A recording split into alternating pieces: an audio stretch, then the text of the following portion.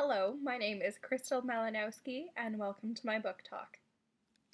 Today I will be discussing Who Needs a Prairie, written and illustrated by Karen Patkau, published in 2014 by Tundra Books. There is a suggested reading age suggested by the publisher of about 7 to 10 years old, or grades 2 through 5. But again, that is up to your discretion as a teacher whether or not this book is an applicable fit for your students. Now, this book is actually part of a series by Karen Patkau. She has 3 other titles that are of similar form. So the other titles are Who Needs an Iceberg, Who Needs a Jungle, and Who Needs a Swamp.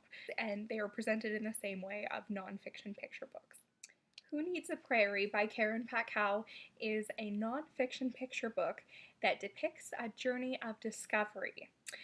So on this discovery, you encounter topics such as how wild and rugged prairies become grasslands, what wildlife and plants thrive in these big open spaces, why prairie inhabitants depend on each other for survival, how seasons and weather will impact conditions on prairies, how fire restores the land, how a food chain forms, and some of the prairie plants and inhabitants. So what initially drew me to this book is the pictures.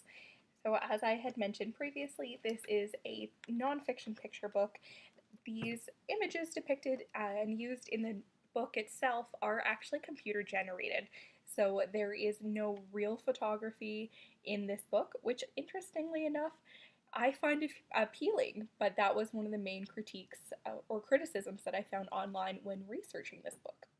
Regardless, these images are colorful, I think that they are inviting, and they really do a great job of depicting prairie life and explaining the elements that are included in the text. So this is the introduction to the prairie. So we have our antelopes, the prairies, the mountains, and some of the flora and fauna that you would typically see in the prairie.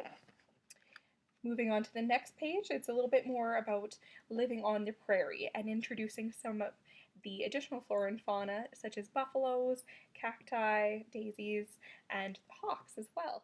Now, I actually wish that I had read this book or had access to this book when I was a young child in grade 2 coming to live in Coaldale on the prairies for the first time. I moved from Kamloops, BC, which is in the Okanagan. We had to drive through the Rocky Mountains to come to our new home, and coming into our grade 2 classroom, I remember students talking about gophers and chinooks and all of this lingo that I was not familiar with. Had I had this book handy, that may have changed things. The text that is included does a great job of explaining the features on the page. So for this page, for example, we have the prairie seasons.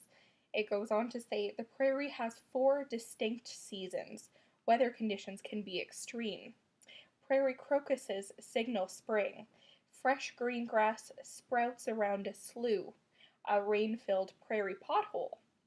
Twin mule deer fawns stand on wobbly legs. In summer, long-billed curlews nest in grasses. A swift fox suns nears his den. Vetches, buttercups, and other flowers blossom. Summer heat can bring strong winds, thunderstorms, wildfires, and drought. So, as we know, living in Lethbridge, these are very real conditions. So I like that they've taken real elements, they've broken it down into easy to understand concepts, and even though there are a lot of words that most grade 2 to 5 students would not be familiar with, such as crocuses and long-billed curlews, there is actually a glossary at the back of the book, which I find is wonderful.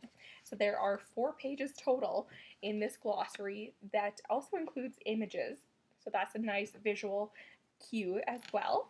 And there is also an additional word list that is not necessarily plants and animals that are included in this book, but are just other words that students may not be familiar with, such as forage or fungi. So I think that is a great feature. It does a nice job of introducing what constitutes a prairie. The next we have living on the prairie. And it goes on to describe that the prairie is an ecosystem. Its inhabitants depend on each other and their surroundings. Let's meet more of the prairie's plants and animals. Moving on, we have the prairie dog or gopher town, explaining how dirt and plants contribute to this particular ecosystem. The prairie seasons, spring and summer, fall and winter, and the food chain. Now, I really like this because I know that in grade 1 science they introduce plants and animals and ecosystems as well, so this is a great introductory tool to really break down what is a food chain.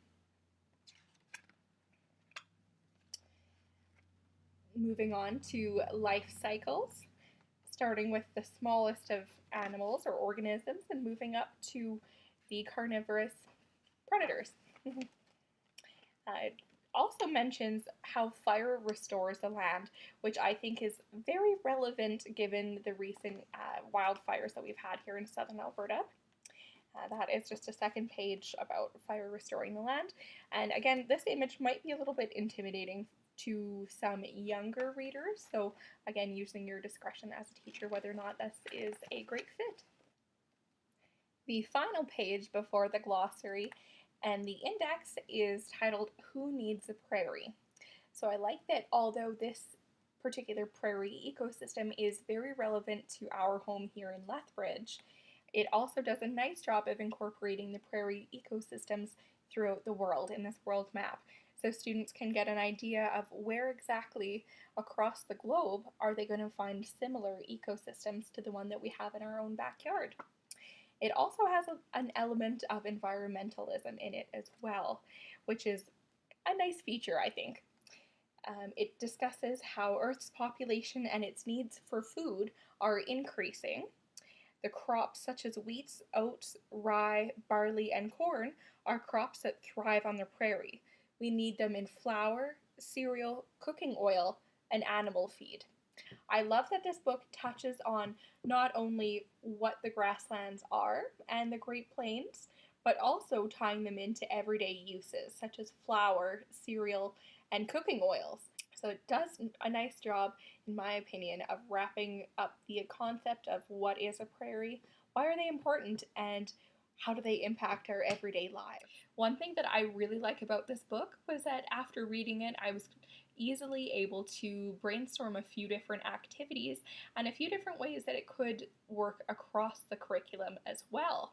So tying into social studies, for example, in grade 1, when students are introduced to the concept of community, including one's environment. Grades 2 social studies, the communities of Canada in the past. So First Nations people who would be living off the land, particularly in the prairies. Grade 4, social studies, when you're learning about Alberta, its cultural and geographical diversity, which reinforces the idea of historical thinking and introduces archaeology as well. So this in particular could be tied to the GLO 4.1, social studies, the sense of the land, and also 4.2, understanding the stories and histories of Canada's people. Tying into science, actually grade 1, students explore seasonal changes, which are mentioned in this book as well. And grade 1 science also explores the needs of animals and plants. Grade 3 science introduces animal life cycles and also rocks and minerals. So although rocks and minerals weren't explicitly mentioned in this book, they did mention soil and the rocky landscape as well. So in summary, I think that this book is fantastic. It's a great, easy read. There's lots of vibrant, bright pictures. It is non-fiction based, easily tied in across Alberta's curriculum, and I hope you enjoy it.